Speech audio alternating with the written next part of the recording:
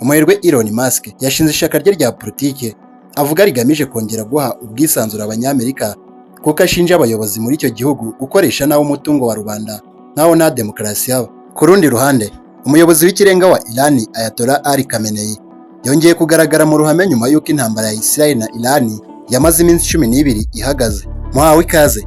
Umuherwe Elon Musk yashinze ishyaka rye rya politike avuga rigamije kongera guha ubwisanzure abanyamerika kuko ashinja abayobozi muri icyo gihugu gukoresha nawo umutungo wa rubanda nkaho nta demokarasi haba. Ni ishyaka ryashinzwe kuri uyu wa gatandatu tariki ya 5 Nyakanga 2025 nk'uko Musk yabitangaje abinyujije mu butumwa yashize ku rubuga rwa X. Uyu muherwe yashinje abayobozi bo muri Amerika gukoresha nawo umutungo w'abaturage agasanga ibyo nta demokarasi irimo, aho yagize ati mu bijyanye no gukoresha nabi amafaranga yo mu gihugu cyacu harimo kuyasesagura na ruswa, bisa naho tuyobowe n'ishyaka rimwe, ntabwo turi muri demokarasi. Uyu munsi dushinze ishyaka America Party kugira ngo tubahe ubwisanzure. Elon Musk kandi yagaragaje ko America Party ari ishyaka rizibanda ku nkingi zitandukanye abona Amerika ifitemo ibibazo no kujyanisha igisirikare cya Amerika n'igihe mu gukoresha ubwenge buhangano. Yavuze kandi ko rizibanda ku kwihutisha ikoranabuhanga cyane mu gukoresha AI, ubwisanzure mu gutanga ibitekerezo, gushyigikira ko abantu babyara abana benshi n'ibindi. Elon Musk atangaje ibi nyuma y'umwuka mubi uri hagati ye na Donald Trump. Musk amaze iminsi anenga umushinga w'ingengo y'imari ugabanya amafaranga ashyirwa muri gahunda yo gufasha abakene mu kwivuza Medicaid no kongera inguzanyo Amerika ihabwa.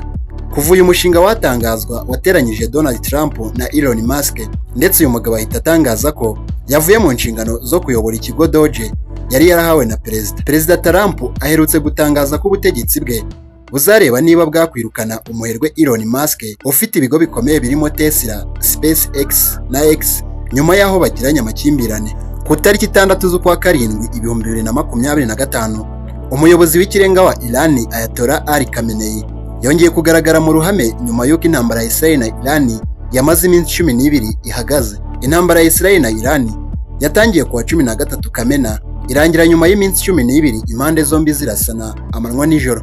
Mu bitero Israel yagabye ku bikorwa remezo bya gisirikare n'ahakorerwa intwaro za nikiriyeri n'ibisasu bya misile, yishe abasirikare bakuru barimo n'abagaba bakuru b'ingabo za Iran babiri n'abahanga mu gukora intwaro za nikiriyeri.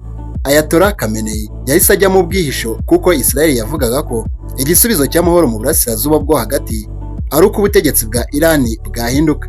Perezida Donald Trump yahamije ko yaba Amerika na Israel bari bazi aho Khamenei yishe, ariko nta gahunda yo kumwica yari ihari. France 24 yanditse ko Ayatollah Ali Khamenei yongeye kugaragara mu ruhame ku wa 5 Nyakanga 2025 ubwo yari mu masengesho. Bivuga ko yari yaranze kugaragara mu ruhame kubera ikibazo cy'umutekano we mu ntambara yahitanye abarenga 900 muri Iran, abandi benshi bagakomereka.